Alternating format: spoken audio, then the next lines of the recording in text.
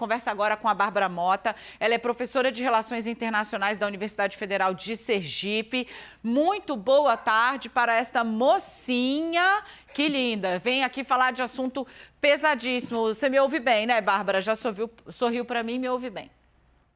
Eu ouço sim, Daniela. Boa tarde, tudo bem? Muito obrigada pelo mocinha. Boa tarde, a gente que agradece. Olha, professora, porque é uma mocinha, mas tem propriedade para falar do assunto. A gente está vendo essas diversas movimentações. Me chamou muito a atenção esse vazamento oficial, né, da reunião de Vladimir Putin com o Sergei Lavrov para dizer que não, a gente não está. Ele está tentando conquistar alguma confiança, baixar um pouco a temperatura. O que a Rússia ganha com isso? E conseguiu? Há alguma crença na OTAN, no G7, nos Estados Unidos, da solução diplomática? Olha, eu acho que depende de quem a gente esteja falando. Essa sua pergunta ela é interessantíssima, porque ela permite a gente explorar facetas diferentes sobre esse conflito, ou sobre esse potencial ou possível conflito. Eu acho que do ponto de vista da diplomacia norte-americana, essa fala não foi uma fala crível. Acho que a diplomacia norte-americana continua entendendo que uma possível invasão da Rússia na Ucrânia vai acontecer, é algo iminente. Agora, outros países vêm adotando uma postura um pouco mais moderada em relação a um possível conflito. É a postura da França, que optou e continua optando por uma saída diplomática em vez do engajamento militar.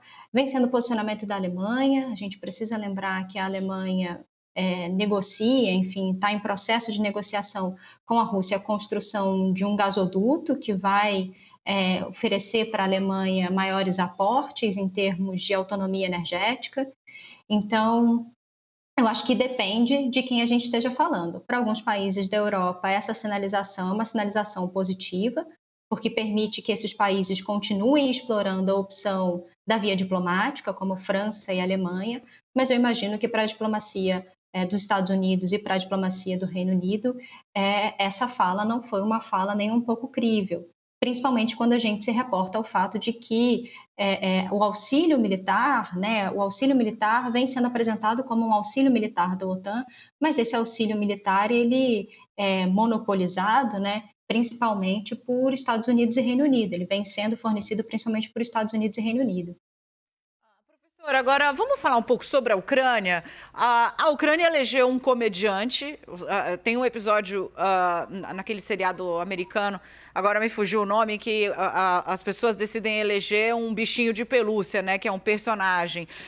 O presidente ucraniano fez uma campanha bastante baseada nessas características, era um comediante, e enfrenta agora o maior desafio do país em décadas, né, sendo que ele tem um problema de comunicação grave também, né? Passa mensagens dissonantes, diz que fez uma piada, não estava sendo literal quando mencionou uma possível data de invasão. É um personagem confiável? Qual é o tamanho do desafio dele, dado esse cenário, né? E por que foi que é no governo dele que a Rússia decide responder com tanta força a esse pleito da Ucrânia na OTAN? Uhum.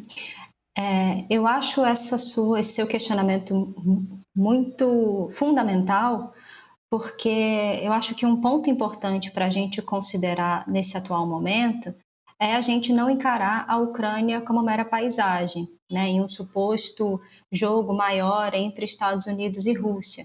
É fundamental que se preste atenção a todas as movimentações diplomáticas da Ucrânia, seus interesses, suas demandas. Em algumas circunstâncias, eu vejo muitos comentários sobre Rússia e sobre Estados Unidos, e esses comentários são válidos, são pertinentes e são importantes, mas é fundamental também que a gente fale sobre a Ucrânia e não esqueça que ela é um ator preponderante nesse processo, né? Então, do ponto de vista dos desafios, eu acho que o principal desafio do presidente ucraniano hoje é se apresentar como um interlocutor com autoridade, como um interlocutor legítimo, com o qual os dois países podem negociar, podem dialogar e com o qual os dois países podem, com o qual os dois países podem ter como ponto de contato para uma possível negociação. Sobre por que nesse momento, me parece que isso é mais um processo cumulativo do que necessariamente vinculado a esse governo na Ucrânia. A OTAN já, enfim, havia prometido à Ucrânia, enfim, a OTAN já havia prometido à Ucrânia desde 2008 a possibilidade dela ser considerada a entrar na OTAN, fato que não aconteceu até agora, mas é sempre uma questão que paira no horizonte. E me parece que essa questão paira no horizonte, se tornou uma questão ainda mais urgente no atual momento, por conta de um processo, que também é um processo importante de ser comentado, de razoável percepção de enfraquecimento dos Estados Unidos, de isolamento dos Estados Unidos. Por mais que o presidente Biden tenha tentado resgatar uma série de questões que foram perdidas ao longo do governo Trump, né, tenha tentado resgatar o espaço de amizade com a Europa, tenha tentado se apresentar como um país confiável para questões que são importantes e que estão, enfim, estão sendo apresentadas como urgentes nas pautas internacionais, como questões de direitos humanos, meio ambiente. Estados Unidos volta ao Conselho de Direitos Humanos, volta ao Acordo de Paris. Então, por mais que Biden tenha tentado, venha buscando resgatar essa imagem dos Estados Unidos como garantidor da paz, garantidor da estabilidade internacional, a gente sabe que houve um prejuízo, houve um desgaste bastante grande no último governo, e eu acho que esse desgaste ele não conseguiu ser minimizado por completo. Eu acho que ainda existe um rescaldo, digamos assim, desse período. Agora, professora, os Estados Unidos têm falado muito, vou aproveitar que a senhora não consigo, que você cita esse personagem que é impossível de ser tirado, né? Quando você fala em disputa entre potências, os Estados Unidos ou está lá atuando meio que de xerife, de árbitro, ou está envolvido diretamente nos episódios. Mas os americanos, o presidente Joe Biden tem acenado muito com uma resposta incisiva e rápida e severas sanções econômicas. Aparentemente, vai tentar pegar a Rússia pelo órgão mais sensível do corpo humano, que é o bolso, né? Agora, para quem está em casa entender, né, essa possível guerra, né, a possível invasão entre Rússia e Ucrânia pode envolver os Estados Unidos de novo num conflito, e aí eu digo direto, né, bélico, de grandes proporções e desfecho impossível de prever, né, imprevisível, ou a gente não deve trabalhar com a possibilidade de tropas mesmo, de envolvimento de tropas dos Estados Unidos, do Reino Unido, da própria OTAN no território ucraniano? Daniela, eu acho que essa é uma questão importante porque nos ajuda a resgatar a saída que os Estados Unidos fez agora no Afeganistão. Os Estados Unidos ficaram bastante traumatizados nos últimos anos pelos engajamentos intermináveis que foram os engajamentos depois do 11 de setembro, no Afeganistão, que teve a saída recente, e no Iraque, que teve uma saída anterior. Então, me parece, olhando para essa situação, confrontando essa situação com esse contexto, me parece que é possível, sim, a gente falar de um possível engajamento militar dos Estados Unidos, mas eu acredito que esse engajamento militar vai ser muito mais do ponto de vista de apoio logístico, de apoio com tropas que venham a fortalecer as tropas militares já existentes na Ucrânia, mas eu acho que o comprometimento norte-americano vai ser um comprometimento menor.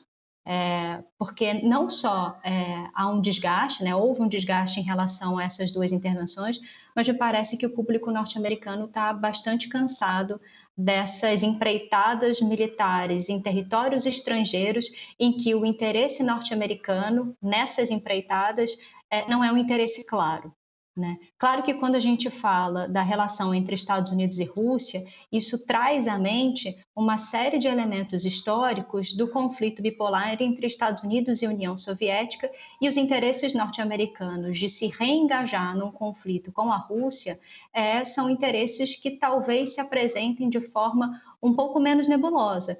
Mas ainda assim eu acho que o público doméstico norte-americano está bastante cansado desses engajamentos, e eu acredito que se houver uma participação militar norte-americana do ponto de vista de tropas, né? A gente sabe que houve mobilização de tropas, mas essas tropas estão mais do ponto de vista da dissuasão do que da prática ofensiva. Eu acho que essas tropas vão ser pontuais, vão ser circunscritas e elas vão atuar muito mais em apoio logístico às tropas ucranianas do que necessariamente os Estados Unidos comprando a intervenção como um todo. Até porque isso traz para a gente um outro elemento, que é o elemento da legitimidade. Se houver um possível conflito e se esse conflito tiver como vitória a Ucrânia e não os Estados Unidos em nome da Ucrânia, essa vitória tem muito mais legitimidade, né, do ponto de vista de autonomização do território ucraniano e de soberania do Estado ucraniano, do que sendo uma vitória do ponto de vista dos Estados Unidos comprando essa intervenção.